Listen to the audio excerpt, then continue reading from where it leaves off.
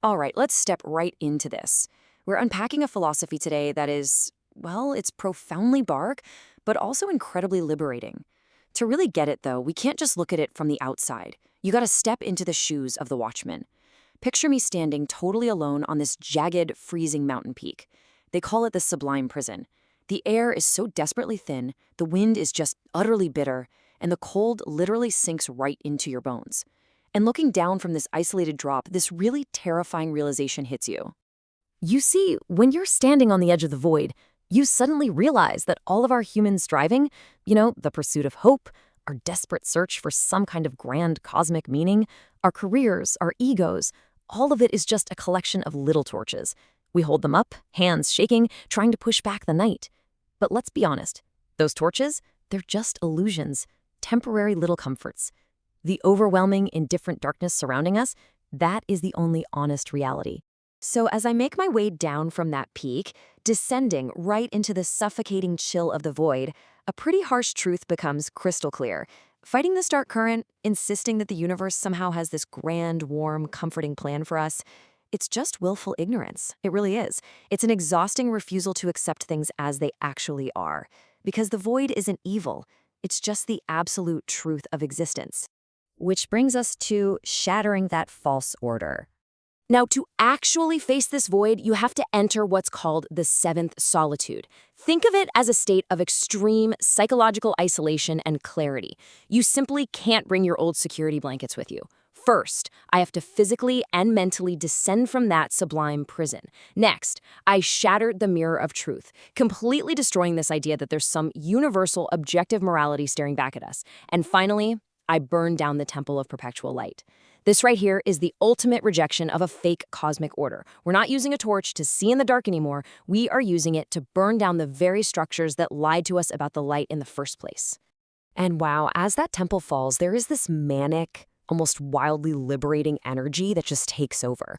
Look at what's actually burning away here. The myth of the divine eye, that comforting little idea that someone, somewhere, is watching over us, gone.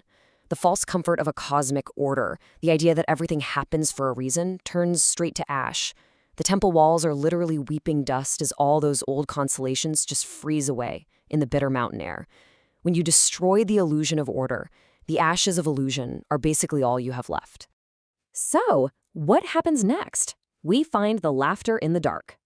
Once the temple is gone and the ego's massive illusion of self-importance has burned entirely to the ground, what's actually left? Is it just despair? No, not at all. Instead of dragging around that heavy, exhausting burden of the ego, I choose to become the laughter in the dark. Think about it. Without the pressure of some divine eye watching your every move, without needing to constantly uphold this fake cosmic order, you're finally free to just accept the sheer absurdity of life. You stop fighting the current. You let go. And in that release, existence goes from being this tragic struggle to a profound echoing laughter right into the silence. It's a total paradox, right? We actually have to embrace the honest light of the wound that will not heal. Now, that wound is our existential vulnerability. It's that stark realization that, ultimately, we are meaningless. And our first instinct is always to bandage it up with those little torches of hope we talked about. But if we keep that wound open to the icy air, if we actually lean into the pain, we find this strange, liberating truth.